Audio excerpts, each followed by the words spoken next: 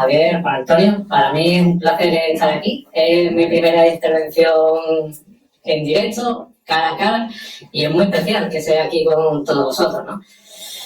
Buenas, como empezaríamos, ¿no? Bienvenidos a esta sala. Para mí es un placer teneros aquí cara a cara, ¿no? En esta sala. No podíamos faltar la atención quedando así. Yo no me voy a extender ni voy a hacer un análisis concienzudo de la situación geopolítica y demás. Voy a decir las verdades que poco a poco se van diciendo cada vez más, gracias a Dios, pero todavía hay que reiterarlas y decirlas a la cara de quien nos tiene que escuchar. Así que también me alegro de que se esté grabando y espero que a algunos les sonroje. También he pedido permiso a Juan Antonio para tener vía libre en mis consideraciones. Cuando, se nos preguntó sobre el título del directo, ¿no? ¿Quién iba a ser el próximo agredido por Estados Unidos y la organización terrorista, ¿no? Del Atlántico Norte? Yo la catalogo así. Yo voy a tener vía libre. Terroristas. Lo que están haciendo en Gaza puede ser catalogado sin tapujos y ha de ser catalogado sin pero ninguno como actos terroristas. Actos absolutamente terroristas. Matanza de niños, matanza de civiles sin ningún propósito militar. No son daños colaterales. No están dejando un edificio en pie en Gaza. Y eso hay que decirlo y espero que le llegue a quien le tenga que llegar. Por lo tanto, cuando se planteó esa perspectiva de quién sería el próximo agredido, pues tristemente son muchos los que entran en las quinielas, ¿no? Porque son muchas las agresiones que ha cometido tanto Estados Unidos y la OTAN. Sus secuaces, lacayos, en fin, subalternos, como queráis denominarlo, porque en definitiva no pintan nada. Y esa es la primera distinción que hemos de hacer en todo esto, ¿no?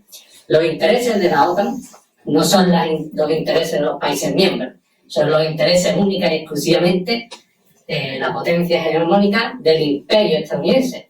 Porque la OTAN, en definitiva, no es nada más que una extensión del poder estadounidense en Europa, pero no solamente como una extensión extramuros, una extensión frente a la Unión Soviética primero contra Rusia actualmente, sino que también actúa de manera interna, subyugar a todos esos países miembros, ¿no? Si no quieres entrar por las buenas, como en el caso de España, entrar por las malas y veremos, porque esa es otra, si consigues salir, si consigues desprenderte de las garras de Estados Unidos.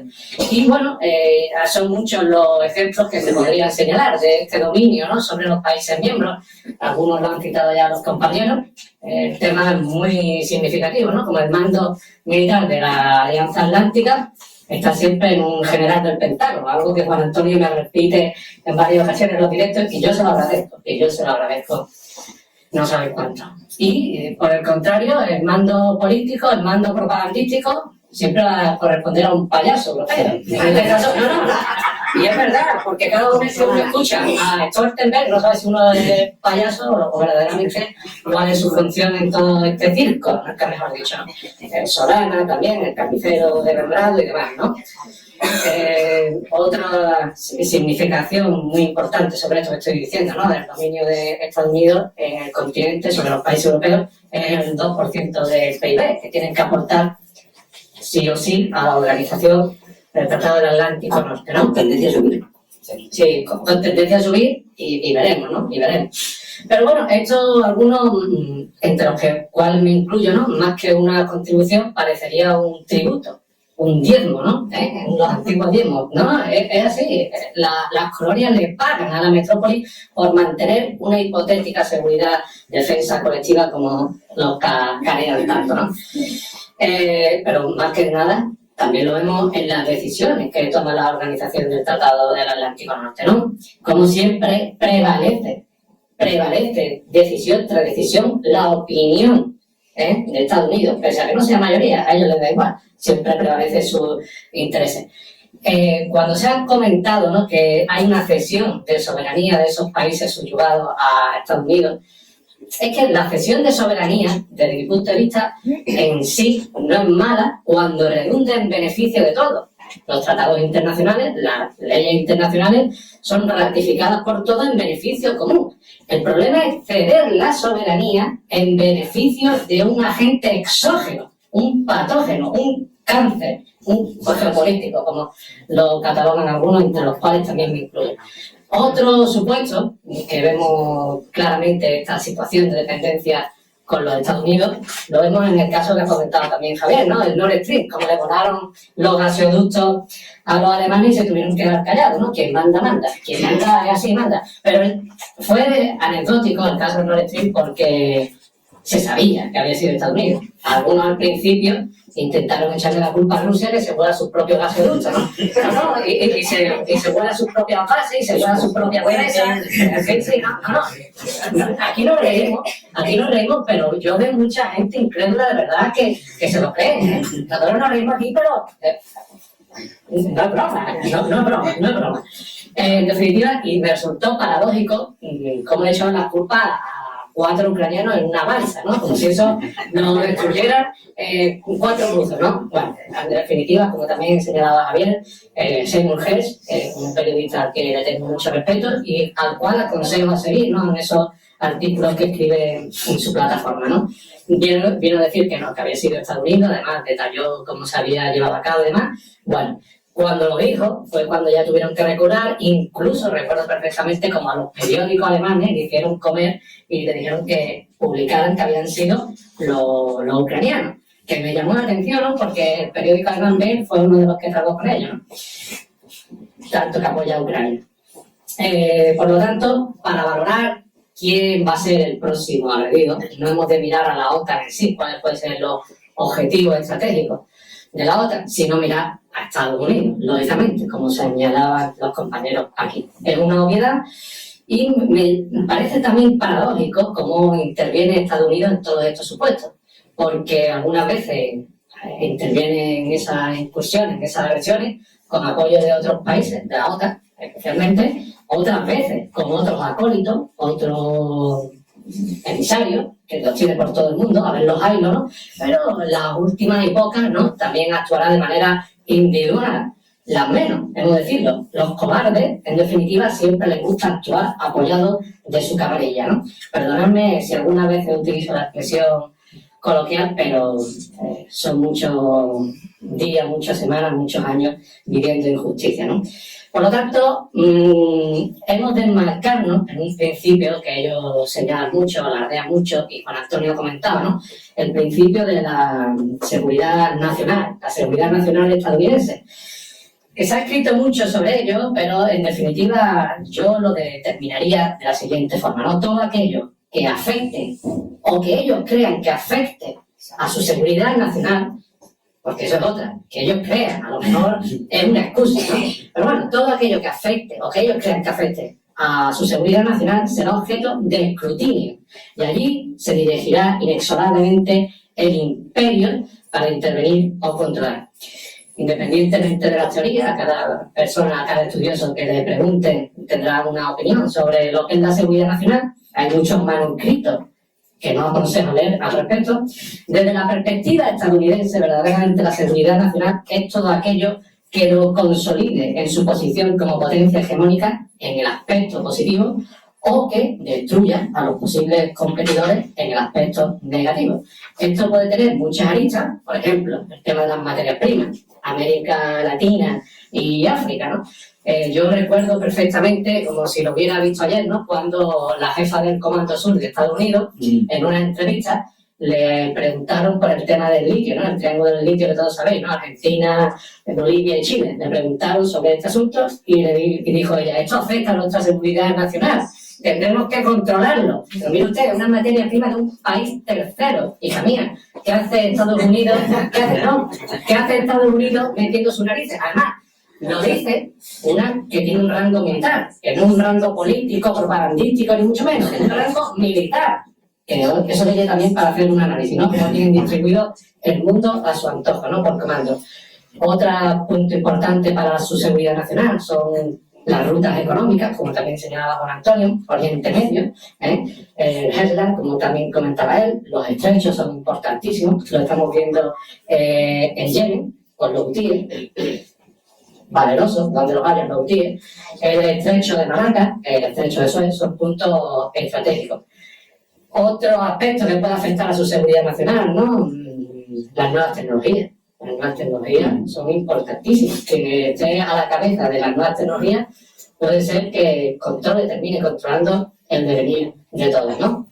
Pero, bueno, cada vez, con el paso del tiempo, esta seguridad nacional puede tener nuevas concepciones, pero si echamos la vista atrás, como también comentaba Juan Antonio y Javier, si valoramos todas las agresiones que ha llevado a cabo Estados Unidos en este último medio siglo, siempre se ha caracterizado por atacar aquellos puntos donde iba a aparecer potencias que pusieran en discusión su figura hegemónica.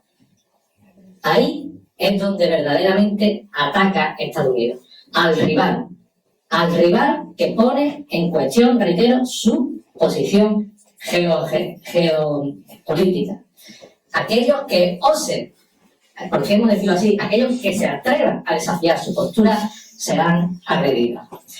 Y ahí es donde intervendrá Estados Unidos para desestabilizar a esos países, porque es la naturaleza. Esto hemos de decirlo y hemos de señalarlo. Esa es la naturaleza de este Estados Unidos.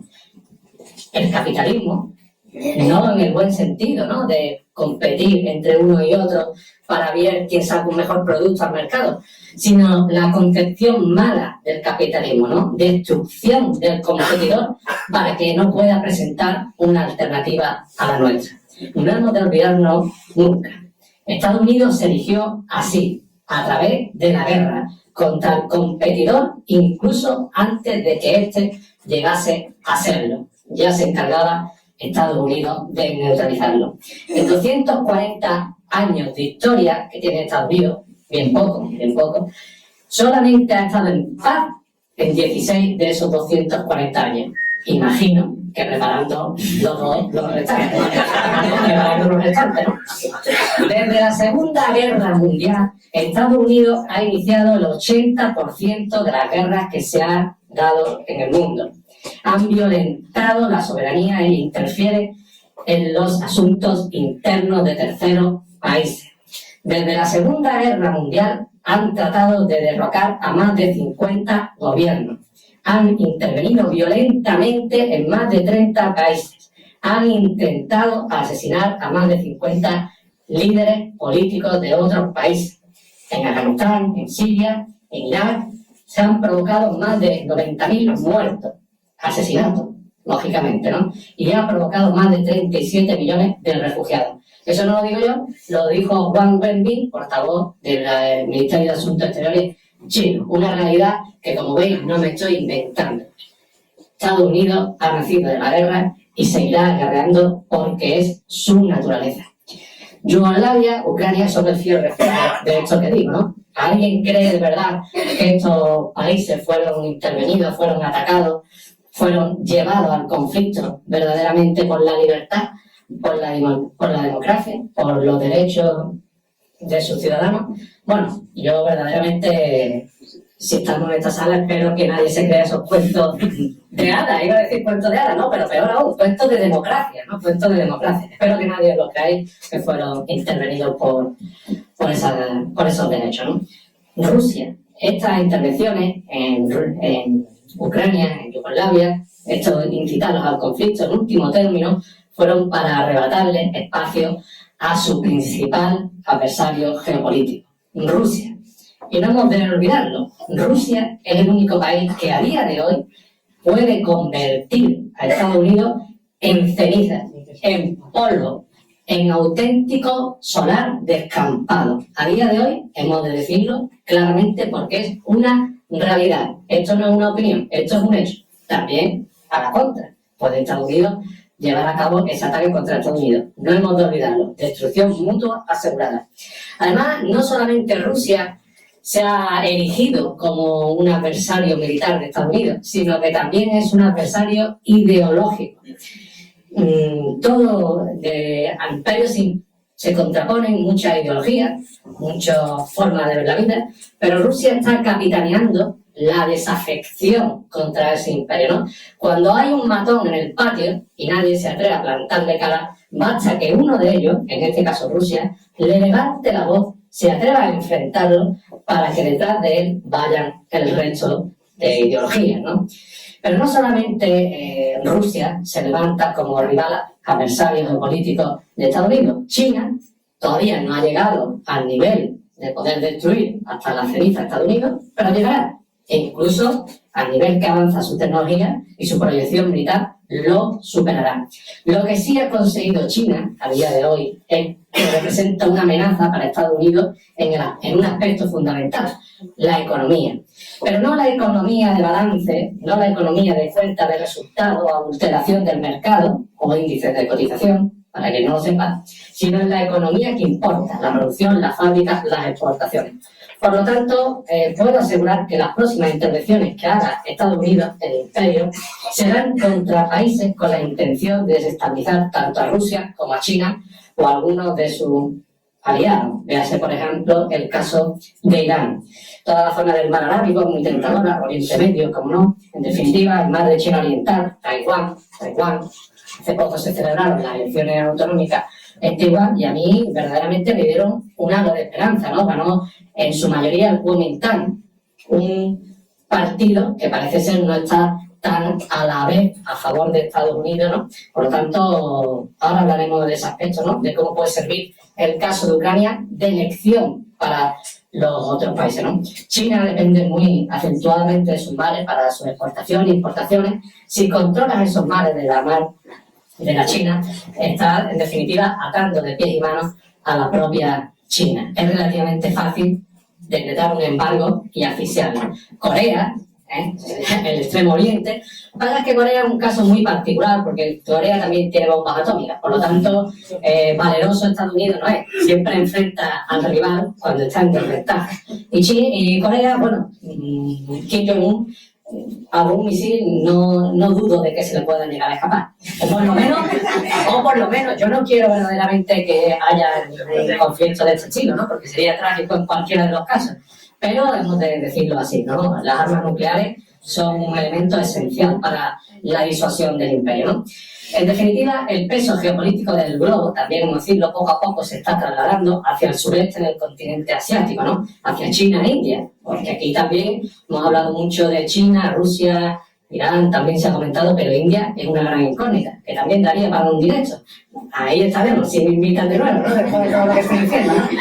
Por lo que, como digo, será en esa zona, en el sureste asiático, donde se producirán las próximas agresiones. No obstante, hemos de tener en cuenta otra amenaza. No solamente agresiones directas, intervenciones militares. ¿Alguien ha pensado el asunto de la guerra biológica? Eso es, ahí ya sí que incluso los Estados Unidos no se mancharían las manos de sangre. Las pocas veces que se han manchado, porque normalmente suele utilizar guerras proxy, ¿no? Pero es un factor a tenerlo en cuenta. No solamente lo dijo el jefe militar de la brigada radiológica y de asuntos químicos, ¿no? De Rusia, que lo ha venido a decir, sino también lo ha dicho China, que hace Estados Unidos con laboratorios biológicos en otros países que están inventando la cura del cáncer. Bueno, yo desde luego creo que no, pero hemos de tenerlo en cuenta también, porque es un espacio nuevo. Y guerra cibernética, guerra en el ciberespacio, que se libra mucho. Y en la información lo estamos viendo. No quiero hablar nada de esa censura en YouTube que muchas veces se cierne, pero hemos de decirlo así. Yo hoy publico un vídeo y pongo la palabra caza y no lo ve nadie. No lo ve nadie, no es porque lo censuren o shadow banning, cosas de estas raras. No, es que simplemente no me dejan publicarlo. Y lo he intentado, verdaderamente lo he intentado. La guerra en el ciberespacio también hemos de tenerla en cuenta porque es muy importante. De ahí también que Rusia haya tenido que readaptar su doctrina militar atendiendo a estas nuevas realidades. Dicho lo anterior, perdonadme si me he extendido, me gustaría centrarme brevemente en Ucrania y Rusia, que como sabéis es la temática que más conozco. Entré de casualidad en ella, pero bueno, es un tema que, aunque es desgraciado, pues verdaderamente me interesa, ¿no? Como sabéis, algunos, espero que muchos, sigo día a día, ¿no? Hemos de ser claros, sea cual sea el resultado de la guerra en Ucrania, la presencia de la OTAN en su flanco este seguirá manteniéndose e incluso aumentándose. Aunque en esta región, pues bueno, pueda salir escaldada la OTAN, ¿no? Como está siendo. Yo sigo día a día la guerra y os lo puedo confirmar que poco a poco se va viendo. Hoy, incluso el jefe del Estado Mayor ruso, Valery Gerasimov, afirmaba que las acciones de la OTAN afectan negativamente la situación en Europa. Existe el riesgo de una confrontación mayor. Occidente sigue comprometido con una derrota estratégica de Rusia. Bueno, infligirle una derrota estratégica a una potencia nuclear, a la mayor del mundo, ya me diréis si es halagador o halagüeño, ¿no? Para la perspectiva de todos, Precisamente Ucrania es un claro ejemplo de lo que estamos comentando, ¿no? Atacar la zona de influencia natural histórica de la potencia rival. Ucrania ha sido y es un país que ha servido de ariete contra Rusia en una guerra proxy que ha superado al propio país en todos los aspectos. Un asunto verdaderamente triste entre pueblos hermanos. Aquí veo a algunos que me habéis comentado que tenéis familia, hijos rusos. Preguntárselo a ellos, si es triste o no para el pueblo del lado. Yo también consulto muchas fuentes rusas y los rusos en no pocas ocasiones se refieren a Ucrania como Nenka.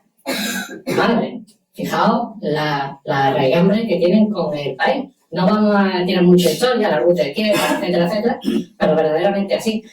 Aunque a algunos se les pueda pensar que los Estados Unidos han sido muy innovadores enfrentando a pueblos hermanos, no es algo nuevo. Ya lo hizo el Imperio Austrohúngaro, ¿no? Comiéndole la mente a esos ucranianos occidentales, ¿no? Como digo, una guerra entre pueblos hermanos muy triste, un país que tenía una proyección inmensa va a acabar siendo totalmente inviable, además de convertirse en un gran cementerio. Y me vaya a perdonar que haga alusión a una cita no dicha por mí, no inventada por mí, sino por los propios occidentales, ¿no? Hasta el último ucraniano. Porque ahí es hasta donde van a llegar, ¿no? Hasta el último ucraniano. Este es el rastro característico que dejan los Estados Unidos tras sus negocios, tras sus intervenciones, o, como algunos la dirían, tras sus inversiones. Así se refirió ayer el secretario de Estado, Antony Blinken, ¿no? Hemos invertido mucho en Ucrania para dejarla caer. Así es como ven ellos a los ucranianos, ¿no? A los cientos de miles fallecidos en Krymki, por ejemplo, ¿no? Que ni recogen del barro. Bueno, para ellos siguen siendo sus inversiones. ¿Era tan difícil para Estados Unidos no intervenir en los asuntos políticos internos de Ucrania? Me pregunto. Organizando un golpe de Estado tal como el que se cometió, tal como se comprometió en Budapest. Porque esto hemos de decirlo, muchas personas mal informando, y yo creo que intencionalmente mal informando, dicen que Rusia transgredió la declaración de Budapest. Esta declaración, para quien no sepa, bueno, pues fue un compromiso entre Ucrania, Rusia, Reino Unido y Estados Unidos, según el cual compromiso, pues Ucrania cedía sus armas atómicas a Rusia y todos estos países se comprometían a salvaguardar la integridad territorial de Ucrania, pero sobre todo la independencia política de Ucrania. En el artículo 2 de esa declaración está recogido. Se comprometían a la independencia, a resguardar la independencia política de Ucrania y la integridad territorial de Ucrania. Oye, organizar un golpe de Estado, ¿vosotros creéis que interviene, desnaturaliza la independencia política de Ucrania? ¿No? Yo creo que un poquito sí, ¿no? Organizar un golpe de Estado violento como fue y subvencionado, además con la poca vergüenza, porque lo recuerdo nítidamente como los distintos parlamentarios, los distintos emisarios de Estados Unidos se fotografiaban en el Maidán a la vez que pagaban a los francotiradores y fletaban autobuses del oeste para que fueran a meter cizaña allí en Kiev. Por poner un ejemplo, la Casa de los Sindicatos de Odessa, ¿no? Podemos ver cómo se manifiesta el imperialismo, ¿no? Vilmente y de manera cruenta contra los países títere, ¿no?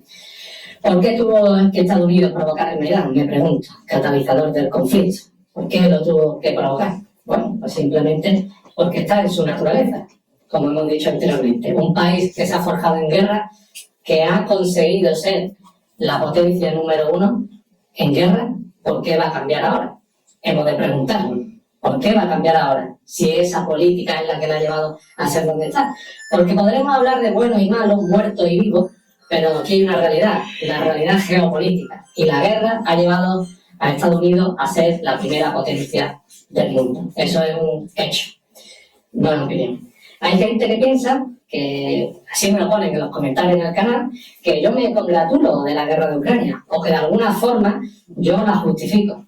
Nada más lejos de la realidad, yo la sufro. Incluso algunos de los enfados más grandes que me he llevado en las retransmisiones ha sido como consecuencia de que los militares, altos militares ucranianos y de la OTAN arrojaban a los ucranianos en Zaporozhye, en Kharkiv, como carne de cañón. Yo no me alegro ni justifico esta guerra, la rechazo profundamente, es más, y sobre todo aborrezco a quien la ha provocado y cuya responsabilidad se sigue produciendo. Estados Unidos y la OTAN, principalmente. Porque no es una cosa que diga yo, es una cosa que lo han dicho distintos emisarios de Occidente. Lo dijo el primer ministro israelí, Naftali Bennett, que se podía haber acabado en aquellos acuerdos de Estambul, que lo ratificó los emisarios ucranianos, pero después, con una visita de Boris Johnson, se quedaron en papel mojado. Pero no solamente es que lo haya dicho Boris Johnson, Naftali Bennett, también lo ha dicho David Arahamian, que si me seguís en el canal sabéis quién es, ¿no? El líder del partido político Siervo del Pueblo, el partido político de Zelensky, ¿no? De esa alimaña, ¿no? Si me permitís la expresión, bueno, también vino a decir lo mismo y lo dijo en público altavoz, ¿no? En la televisión ucraniana, 1+1, que ellos ya había un acuerdo y lo único que se le pedía era neutralidad. Todavía recuerdo esa imagen porque la entrevistadora a estas reflexiones, a estas revelaciones de que lo único que se le pedía era la neutralidad a Ucrania para dejarla tranquila, para dejar de agredirla, ¿no? La entrevistadora le hizo referencia. ¿Solamente nos pedían eso? Y hizo David Arahami así. Hombre, sí, pero teníamos dudas de si lo vayan a cumplir o no lo vayan a cumplir, ¿no? No, verdaderamente así. Dice, hombre, es que no nos aseguramos de que lo fueran a cumplir, ¿no? Para que veáis hasta qué punto envenenan a las sociedades y a los políticos los estadounidenses y vasallos, ¿no? Pero el desastre de la guerra en Ucrania no debe ser en vano, o por lo menos nosotros no debemos dejar que quede en el olvido ni que sus consecuencias nos lleven. Su ejemplo ha de servirnos de advertencia a los países que queremos y tengamos la intención de vendernos o aliarnos con Estados Unidos en contra de una potencia vecina. Taiwán, en este sentido, debe ser el que más nota tome en el asunto. Creo, y me alegro que la está tomando. De verdad lo digo, no es broma. Creo que está tomando pie en el asunto. Y como digo, no se trata de no poder tener una política soberana. Es decir, bueno, yo me puedo aliar con Estados Unidos, con Rusia, con quien me dé la gana. Consiste en que no se puede permitir la penetración de Estados Unidos como un agente desestabilizador de la zona. No obstante, y voy a decir algo bueno, de Estados Unidos y la OTAN, yo lo he visto claramente en el caso ucraniano, en su conflicto con Rusia. La amenaza de una intervención de Estados Unidos y la OTAN reviste un matiz positivo para aquellos sobre los que se cierne la espada de Damocles. Les obliga a mejorar, a adquirir una mayor soberanía, a desarrollar su autosuficiencia si quiere seguir existiendo. Así es la realidad. Y esto, a la larga, redunda en una mayor proyección del país si es aprovechado. Irán haciendo misiles hipersónicos. Eso, bueno, podremos hablar de los ayatolás y demás, pero eso hace 30, 40 años era absolutamente impensable. ¿Qué es lo que ha llevado a ese desarrollo de Irán? O, por ejemplo, Rusia. Rusia, toda esa modernización económica, militar, social que ha tenido que hacer, ha sido porque estaban apuntándole desde la OTAN, no simplemente por su natural desarrollo. El Burevestnik, no sé si a alguno os gusta la información sobre las armas, un auténtico logro de la ingeniería, ¿no? Que un misil pueda ser bueno, puedan nutrirse de energía nuclear es un auténtico logro. Ya, por cierto, Shoigu señaló en su comparecencia de antes de ayer que lo estaban desarrollando más y que pronto iba a entrar en funcionamiento. Un auténtico logro lo que son capaces de hacer estos rusos, ¿no? 150, 160 millones de habitantes, ¿no? Con chiles lavadoras. Bueno, el Burberry no creo que tenga mucho de esos chips, ¿no? ni el quizás. Bueno, es que eso ahora si queréis lo comentamos más detenidamente, pero eso es que la Baerbock, Annalena Baerbock, ¿no? La ministra de Asuntos Exteriores alemana, fue una de las que lo dijo, pero lo dijo indignada, ¿eh? Lo dijo indignada la mujer, es que están cogiendo nuestros chips, hay que ver lo que están haciendo. Y lo recuerdo perfectamente, nuestros chips, los Kinzhal, esos que van a los subterráneos de la OTAN, esos son porque están dirigidos por los alemanes. Bueno, y en este punto, para ir terminando, me pregunto, ¿puede este Estados Unidos, beligerante por naturaleza, existir en un mundo con otra superpotencia? ¿Puede cambiar su geopolítica destructiva hacia una relación pacífica de igual a igual con otras superpotencias? Estas preguntas las tendrá que responder, en todo caso, no yo, sino el propio Estados Unidos. Y de su respuesta se creará el mundo del mañana. Porque, aunque todavía el país norteamericano tiene algo que decir en todo esto, el orden global venidero será multipolar o no será. Le guste o no le guste a Estados Unidos. Muchas gracias.